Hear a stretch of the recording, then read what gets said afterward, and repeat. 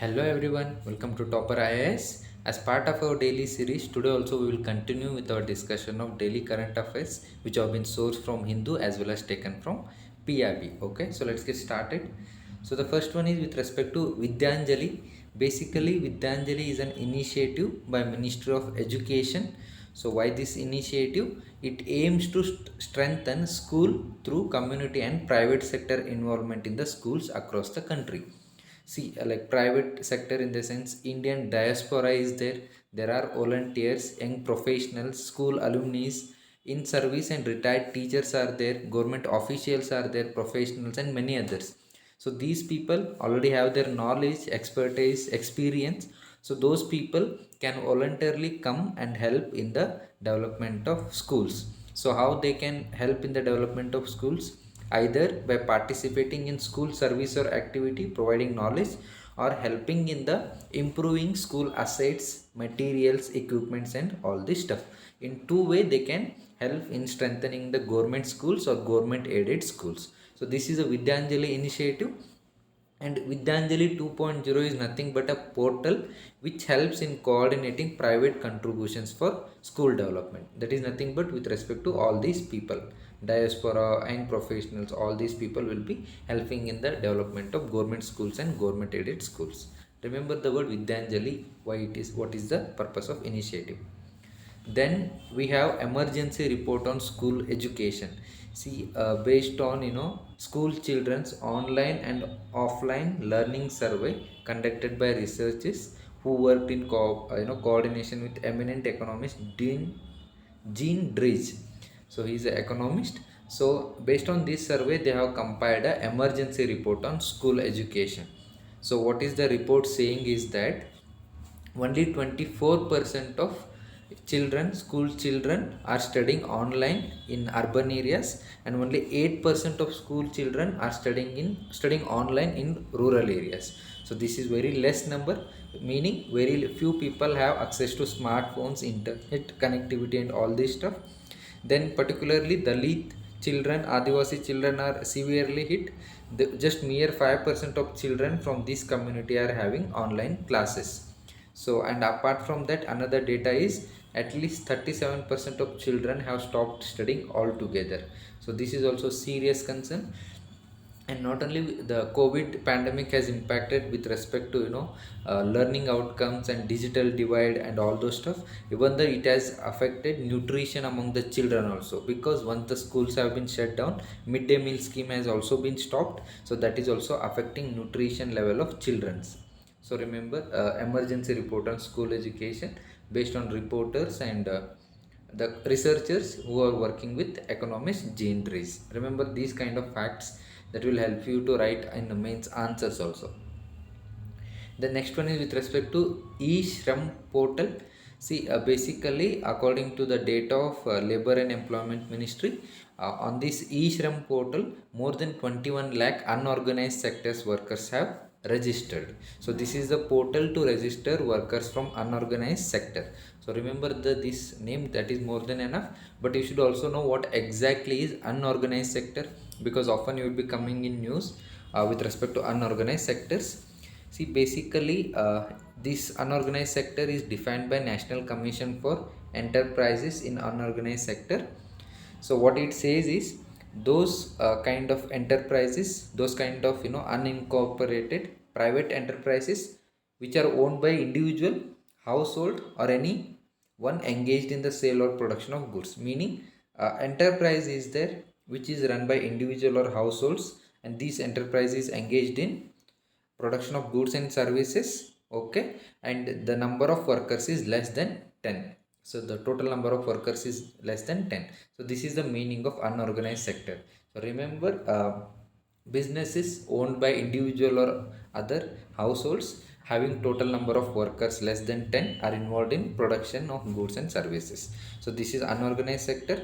So certain characteristic features of this sector are also there. So you see, very easy to enter into unorganized sector because no need of sophisticated skills and all, and small scale of operation in terms of market area and the presence area. Local ownership, yes, households or the local people will come together and establish a the particular enterprises. Then uncertain legal status, yes, the definition is there. So still what all comes under exactly unorganized sector is not that clear. So this has been given by commission, remember that. Then labor intensive and operating using lower technology based method. So more number of people are there, productivity is less, and they are also using old technology, they have not been able to upgrade. Then unavailability of good storage facilities also. Yes, so all these traits are there, which are the characteristics of unorganized sector. And people in unorganized sector also face certain things, basically employees.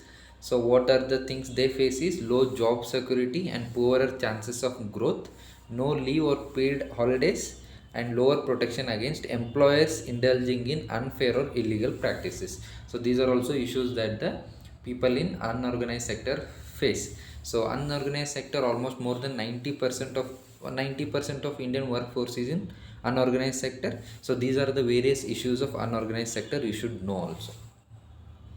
The next one is with respect to 13th BRICS Summit.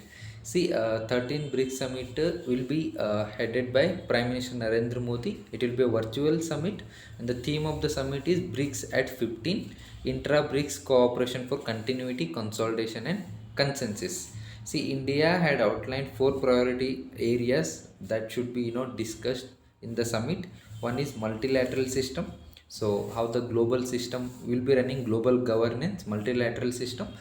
And then is counter terrorism, how should we deal with the terrorism issue, and how should with respect to using digital and technological tools for achieving SDG. So this is also a focus area, sustainable development goals.